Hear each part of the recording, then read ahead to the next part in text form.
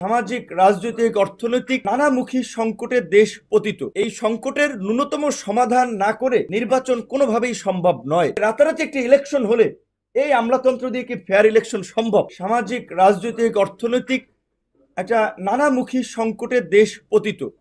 এই সংকটের ন্যূনতম সমাধান না করে নির্বাচন কোনোভাবেই সম্ভব নয়।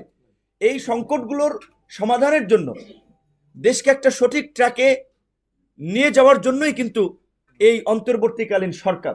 এবং এই অন্তর্বর্তীকালীন সরকার যেহেতু কোনো রাজনৈতিক দলের সরকার না, আমরা মনে করি তাদের কোনো রাজনৈতিক এজেন্ডা নাই, আমরা বিশ্বাস করতে চাই তারা নিরপেক্ষভাবে, নিরপেক্ষ দৃষ্টিকোণ থেকে কাজ করে জনগণের যেন ভোট দিয়ে আগামীতে একটা নির্বাচিত সরকার গঠন করতে পারে সেই পরিবেশ তারা কায়েম করবে।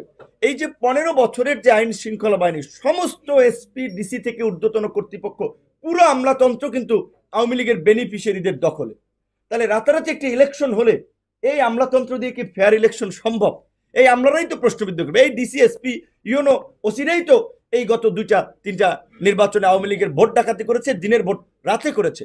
কাজী প্রশাসনের একটা শুদ্ধি অভিযান এবং রাজনৈতিক সমঝোতা, এর জন্যই কিন্তু এই 15টি সংস্কার কমিশন করে দেওয়া হয়েছে। যদিও সংস্কার কমিশনগুলো যে প্রক্রিয়ায় কাজ করেছে সেটি নিয়ে আমাদের ক্ষোভ রয়েছে, কারণ তারা আমাদেরকে একটা চিঠি দিয়েছে, আপনারা লিখিত জানান।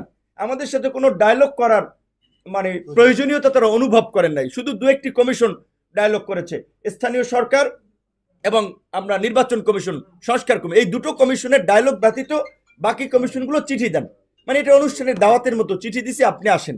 তো সেই জায়গা থেকে বাকি কমিশনের কার্যক্রমগুলো নিয়ে কিছুটা আমাদের প্রশ্ন রয়েছে। তারপরেও আমরা মনে করি যেহেতু তারা একটা প্রস্তাবনা দিয়েছেন এবং সেটা প্রধান উপদেষ্টার কাছে হ্যান্ডওভার করেছেন, প্রধান উপদেষ্টা বলেছেন যে সেটি নিয়ে তিনি তার নেতৃত্বে একটা জাতীয় ঐক্যমত্য কমিশন করে সবার সাথে আলোচনায় বসবেন এবং সবাই যেখানে একমত হয় এবং যতদিন তারা ঐক্যমতের ভিত্তিতে এই সরকারকে চায় ততদিন তারা ক্ষমতায় থেকে ততটুকু সংস্কার করে তারা আগামী নির্বাচন দেবেন।